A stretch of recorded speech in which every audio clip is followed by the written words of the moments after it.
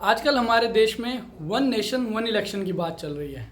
आपने news channels में भी सुना होगा कि वन नेशन वन इलेक्शन की बात चल रही है। काफ़ी सारे पॉलिटिकल डिबेट्स हो रही है इस बात पर। तो अगर मैं आपको सिंपल भाषा में बताऊं कि वन नेशन वन इलेक्शन क्या है, तो आप सिंपल भाषा में इस प्रकार से समझिए कि लोकसभा और स्टेट असेंबलीज़ के जो इलेक्शन होते हैं, स्टेट के राज्य के जो इलेक्शन होते हैं, उन दोनों इलेक्शंस को एक साथ करवाने के लिए ये पॉलिसी लगाई जा रही है या अभी इसकी मांग की जा रही है। बीजेपी ने ये प्रस्ताव रखा है, लेकिन बहुत सारी पॉलिटिकल पार्टियां इसका अपोज कर रही है, इसका विरोध कर रही है। तो अगर सिंपल भाषा में देखा जाए, हमारे देश में जो इलेक्शंस होते हैं लोकसभा और स्टेट के, वो अलग अलग होते हैं। देखा होगा कि लोकसभा के इलेक्शन 2019 में हुए थे, उसके बाद कई सारे स्टेट्स में इलेक्शन हो गए, हिमाचल, कर्नाटक और भी बहुत सारे स्टेट में, पंजाब। तो ये इलेक्शंस अलग अलग होते हैं। लोकसभा और स्टेट असेंबलीज़ के जो इलेक्शन है, ये अलग अलग कब से शुरू होने लगे।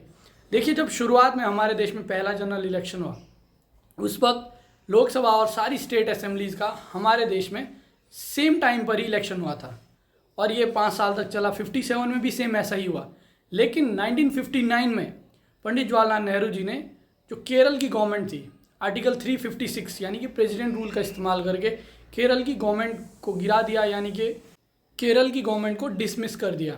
जिसके बाद से वहाँ पर फिर से री इलेक्शंस हुए। उसके बाद से ये सिलसिला शुरू हुआ। फिर और सारे जो लीडर्स थे कांग्रेस के या किसी और पार्टी के, वो इधर उधर चलते रहे, जिसकी वजह से सरकारें गिरती रही और भी सारे कई कारण हुए। उस वजह से जो ये डिसबैलेंस हो चुका है पूरा हमारा स्टेट और लोकसभा के इलेक्शन का, ये चल रहा है। इसी वजह से आप देखेंगे कि हमारे स्टेट में लोकसभा के इलेक्शन होते हैं। कई सारी स्टेट्स हैं जिनके इलेक्शन लोकसभा के साथ होते हैं, जैसे रिसेंटली ओडिशा में भी हुआ था। लेकिन मैक्सिमम जो स्टेट्स हमारे देश में हैं, उनके इलेक्शंस अलग होते हैं, लोकसभा के इलेक्शन कभी और होते हैं। इससे बहुत सारी तकलीफ़ें भी होती है। इसके जो अगर ये पॉलिसी बीजेपी ने जो प्रस्ताव रखा है वो एक्सेप्ट हो गया, तो इससे बहुत सारे फ़ायदे भी हो गए। देखिए, आपने देखा होगा कि बहुत सारे जो लीडर्स हैं सेंटर के, लोकसभा के जो मेंबर्स हैं, वो स्टेट इलेक्शंस में प्रचार के लिए कहीं गए होते हैं और एब्सेंटीज़ बहुत हो जाते हैं लोकसभा में। कहीं प्रचार के लिए, जैसे केरल में इलेक्शन हो रहा हो तो केरल में पहुंच जाते हैं, तमिलनाडु, बहुत सारी स्टेट्स में जाते हैं। इसका एक फ़ायदा तो ये होगा, जो लोकसभा के मेंबर्स हैं वो फिर स्टेट असेंबलीज़ के जो प्रचार है उसमें एंगेज नहीं हो पाएंगे। ज़्यादा एंगेज होके भी तो सिर्फ एक समय के लिए ही, उसके बाद अपना जो जनता की भलाई के लिए या कुछ भी काम करने में वो लगातार रूप से लगे रहेंगे। इसके बाद से जो वोटिंग रेट है इंडिया का, वो भी बढ़ जाएगा। देखिए, आपने ज़रूर सुना होगा कि जो इंडिया का यूथ है वो ज़्यादा वोट देने में या वोटिंग करने में एफिशिएंट नहीं है या ज़्यादा उत्सुक नहीं है। कुछ भी जो वोटिंग रेट है अभी इंडिया का, वो बहुत कम है। जो अगर ये इलेक्शन सेम टाइम पे हुए तो जो वोटिंग रेट है वो ज़रूर बढ़ेगा, क्योंकि मैक्सिमम जो स्टूडेंट है, यूथ है, वो पढ़ने के लिए कहीं बाहर रहते हैं या कहीं और जाकर रह रहे हैं। अब वो किसी भी वजह से वोट देने अपने गाँव या नेटिव प्लेस जो उनका है वहाँ पर नहीं जा पाते हैं। तो अगर एक बार चले भी गए, मान लीजिए स्टेट असेंबलीज़ की इलेक्शन है, तो उस वक्त चले भी गए, उसके 10-12 महीने बाद फिर से लोकसभा के इलेक्शंस आ रहे हैं और इलेक्शंस आ रहे हैं। तो इस वजह से वो उतना हो नहीं पाता है। और साथ ही साथ जो पंचायत और जो म्यूनसिपल कॉरपोरेशन के इलेक्शंस होते हैं वो इसमें नहीं आएंगे। वो एज़ यूजुअल जो चल रहा है वो चलता रहेगा। इसीलिए जो वोटिंग हमारा जो परसेंटेज है वो ज़रूर बढ़ेगा, क्योंकि अगर एक ही समय पे आपको दोनों मेंबर्स को वोट देना हो, दोनों असेंबलीज में वोट देना हो, तो जो आपका वोटिंग करने की जो एफिशिएंसी है देश की, वो ज़रूर बढ़ेगी। और साथ ही साथ जो खर्चा है वो बहुत ज़्यादा बचेगा। इलेक्शन कमीशन का ये कहना था कि 2019 का जो इलेक्शन हुआ था उसमें जो खर्चा आया था वो 10,000 करोड़ खर्च आया था। ये इलेक्शन कमीशंस का कहना है। उसके अलावा अगर देखा जाए, पॉलिटिकल पार्टीज़ बहुत ज़्यादा खर्च करती है।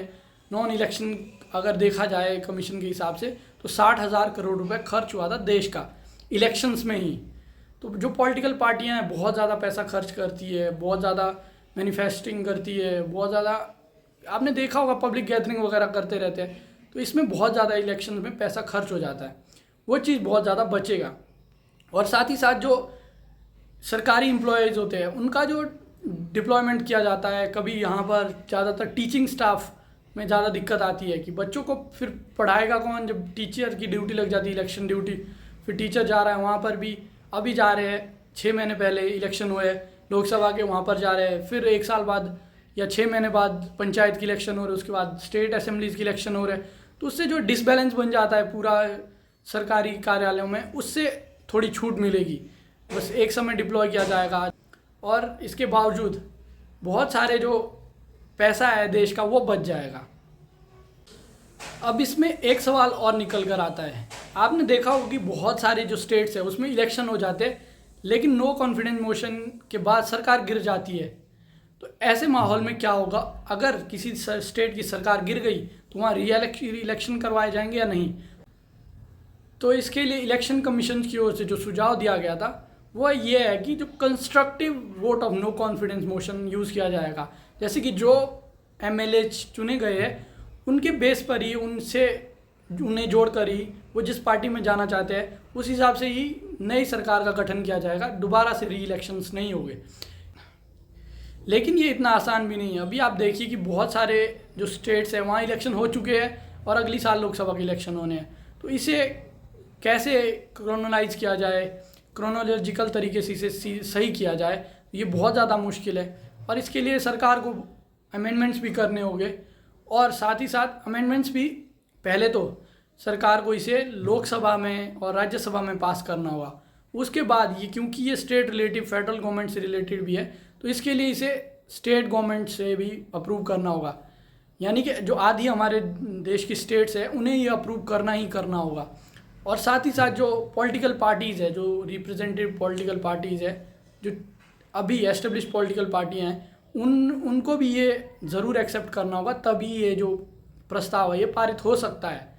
मैक्सिमम जो पॉलिटिकल पार्टियां इंडिया में हैं वो इसका अपोज कर रही है, इसे अपोज कर रही है, इसका विरोध कर रही है। उनका ये मानना है वन नेशन और वन इलेक्शन की जो पॉलिसी है वो वन पार्टी और वन लीडर के रूप में बन रही है। जैसे देखिए बीजेपी के पास एक स्ट्रॉन्ग फेस है, देखिए बीजेपी के पास एक स्ट्रॉन्ग फेस है सेंटर के लिए, प्राइम मिनिस्टर के लिए, जैसे नरेंद्र मोदी जी है। लेकिन जो और पार्टियां हैं हमारे देश में उनके पास इतना स्ट्रॉन्ग फेस नहीं है। उनका ये मानना है कि बीजेपी सेंटर की जो उनकी फेवरेटिज्म है वो स्टेट इलेक्शंस में भी यूज़ करेगी, और पार्टियों को बहुत ज़्यादा फ़ायदा नहीं होगा इससे, बीजेपी को बल्कि ज़्यादा फ़ायदा होगा, उनका ये मानना है। अगर कुल मिलाकर देखा जाए ये बहुत ज़्यादा मुश्किल काम है, लेकिन हमारे देश के लिए काफ़ी लाभदायक हो सकता है, काफ़ी इम्पैक्टफुल हो सकता है। और आप बताइए कि आप वन नेशन वन इलेक्शन की पॉलिसी के साथ हैं या इसके खिलाफ है, कमेंट करके ज़रूर बताइए। जय हिंद।